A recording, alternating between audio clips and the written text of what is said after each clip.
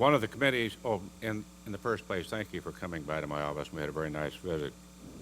My wife is from South Carolina. I learned a long time ago you can take the girl out of the South, but not the South out of the girl. One of your responsibilities is to make sure the FDA is committing its resources to doing the most important work. For example, the FDA has been, in some cases, a little hesitant to implement key food safety goals while putting resources toward proposals for regulating sugar, salt, and caffeine. I would refer you to the new dietary guidelines that indicate now that salt intake, an increase in salt intake is okay, and caffeine is 6 cups of coffee. This is my third one, so I think I've got 3 to go. Sugar, however, no. They have proposed to expand or the FDA has proposed to expand its jurisdiction by regulating laboratory-developed test and e-cigarettes and cigars for the first time. I just want to make sure that the FDA's use of resources to make sure the agency stays focused on accomplishing its core objectives as directed by Congress. That's just a comment. You don't have to respond. Food Safety Modernization Act, the acronym for that is FSMA. That's a wonderful acronym. I wear 2 hats here. I'm chairman of the Ag Committee and a member of this distinguished committee.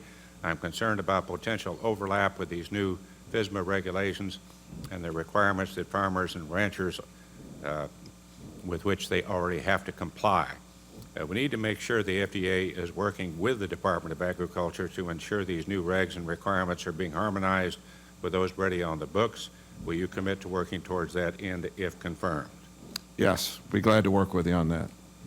Thank you, sir. I want to follow up on Senator Isaacson's very concise comments with regards to draft guidances. I'm particularly apprehensive of the use of the guidances as they lack transparency and can escape the important cost-benefit analysis and other scrutiny.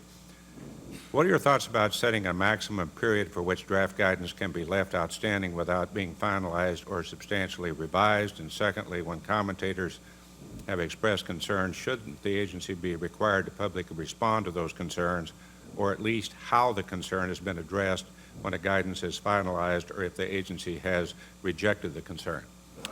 Well, Senator Roberts, I'm kind of a big advocate of transparency, so I do appreciate what you're bringing up. It's been noticeable to me, the issues that you raise. It's also noticeable, as I mentioned earlier, that every time we give people an opportunity to interact with the FDA, they seem to want to do it more in our user fee situations, for example.